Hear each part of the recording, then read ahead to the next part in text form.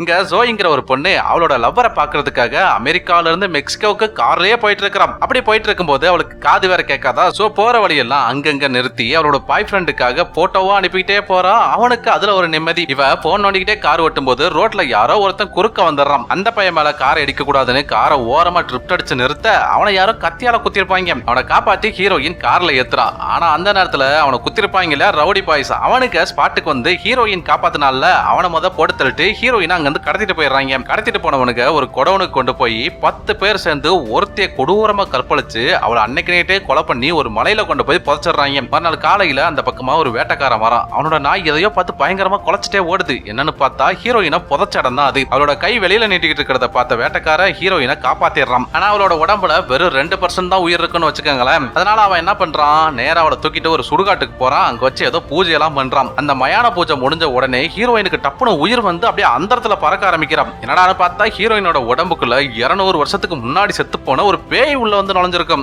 Actually ஹீரோயினை rape பண்ணி கொலை பண்ணாங்க இல்லையா அந்த ரவுடி பயலுக்கு, அவனுங்களோட கொள்ளு தாத்தா தான் 200 வருஷத்துக்கு முன்னாடி இந்த பேயா வந்தவங்களையும் கொலை பண்ணிருப்பாப்ல. சோ கொள்ளு தாத்தனுங்க என்னெல்லாம் கூதல் பண்றாங்களோ அதே கூதலத்தான் இந்த மட்டிகளும் பண்றாங்கன்னு புரிஞ்சுக்கிட்டு பேய் என்ன பண்ணுது, ரிவெஞ்ச் எடுக்க முடிவு பண்ணிருது. இப்ப பேயும் ஆல்ரெடி செத்துட்டு இருக்கிற நம்ம ஹீரோயினை சேர்ந்து அந்த ரவுடி பயல்களை ஒவ்வொருத்தனையும் ரண கொடூரமா வேட்டையாடுறாங்க. எல்லாரையும் வேட்டையாடி முடிச்சதுக்கு அப்புறமா கேங் லீடர் ட்ரேவை மட்டும் ஒரு வித்தியாசமா வினோதமா போட்டு தள்ளுவாங்க. எதுக்காக இவனுக்கு பட்டு ஸ்பெஷல்னு கேட்டீங்கன்னா, 200 வருஷத்துக்கு முன்னாடி வந்தாரே கொள்ளு தாத்தா, அவரோட டைரக்ட் பேராண்டி இவன் தான். பேய பார்த்து பதறி போனவன் வேட்டைக்காரனை போய் மிரட்ட, வேட்டைக்காரன் சொன்ன பரிகாரத்தை நம்பி இவனும் நேர சுடுகாட்டுக்கு போய் அவன் இது வரைக்கும் எந்தெந்த பொண்ணுங்களை எல்லாம் கற்பழிச்சு கொலை பண்ணிருக்கானோ அந்த பொண்ணுங்களோட மண்டவோடு, அவன் தாத்தன் கொள்ளு தாத்தன் எல்லாம் கூதல் பண்ணி கொலை பண்ணிருப்பாங்க இல்லையா பொண்ணுங்களோட மண்டவோடு, அது எல்லாத்தையும் கொண்டு போய் சுடுகாட்டுல புதைச்சிட்டு இருக்கும்போது கரெக்டா ஹீரோயினும் பேயும் ஸ்பாட்டுக்கு வந்துடுறாங்க. அப்புறம் என்ன, குஜலி மஸ்து தான் ஜில் ஜில்னு மன்னர் பரம்பரையான ட்ரேவை குஜலி மஸ்து பண்ணி அவனோட தலையை துண்டா வெட்டி பழி வாங்குறாங்க. படம் முடியுது.